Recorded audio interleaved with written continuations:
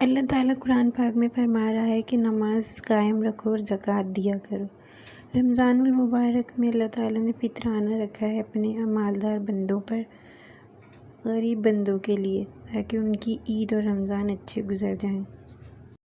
فطرانہ بہت معمولی سا ہے، اور علماء کرام بتاتے ہیں کہ 2 کلو آٹے کی قیمت آج کے لحاظ سے ہے تو بہت معمولی سا، لیکن کوشش یہی کرنی چاہیے کہ شروع کے عشرے میں دے دیا جائے تو زیادہ بہتر ہے۔ عید سے پہلے دے دینا ضروری ہے۔ یہ اللہ تعالیٰ نے اپنے غریب بندوں کے گھر میں خوشی پہنچانے کے لیے، ان کی عید اچھی گزرے اور ان کی عزت نفس کے لیے اللہ تعالیٰ نے یہ صدقہ فطر یا فطرانہ رکھا ہے۔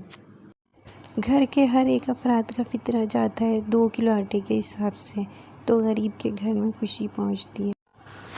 تو اس طرح حساب کر کے یہ ادا کر دینا چاہیے۔ اللہ تعالیٰ کو غریبوں سے ہمدردی بہت پسند ہے، اور اگر یہ فطرہ ادا نہیں کیا جاتا تو روزہ بھی قبول نہیں ہوتا ہے۔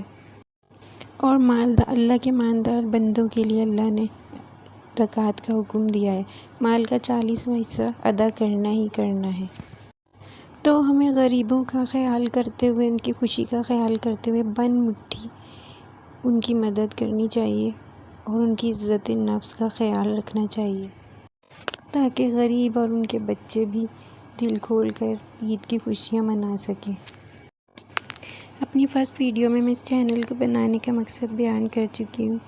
سارا دن ہم دنیا کے کام کرتے رہتے ہیں، لیکن اللہ کی رضا کے لیے، نیکی اور انسانیت پھیلانے کے لیے میرا ساتھ دیں۔ جو میں کر سکتی ہوں وہ میں کر رہی ہوں، اس مہم میں آپ میرا ساتھ دیں۔ دنیا کی طرح آخرت کے لیے بھی ایک عالیشان گھر کی تیاری کریں۔ بس میری ویڈیو کو شیئر کریں، زیادہ سے زیادہ لوگوں تک پہنچائیں۔ نیکی اور انسانیت پھیلانے سے اللہ تعالیٰ راضی ہو جائے گا انشاءاللہ۔